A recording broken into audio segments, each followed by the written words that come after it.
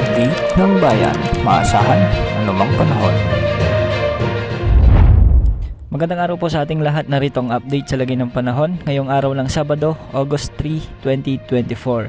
Sa kasalukuyan ay patuloy na umiiral ang mahinang habagat sa bahagi ng Western Visayas at Western Mindanao. At dahil dito, asahan ang maulap na kalangitan at minsan ay mga mahinang pag-ulan sa bahagi ng Western Visayas, Negros Island Region, Palawan, Zamboanga Peninsula at sa ilang bahagi ng Sulu Archipelago.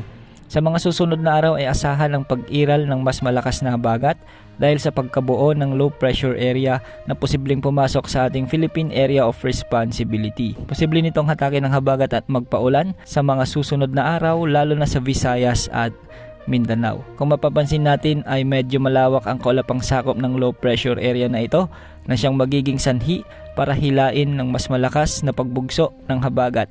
Posible rin makaapekto ito sa mga susunod na araw sa Luzon, kaya paghandaan po ulit natin ito dahil posible po itong magdulot ng mas malakas na mga pag-ulan sa mga susunod na araw.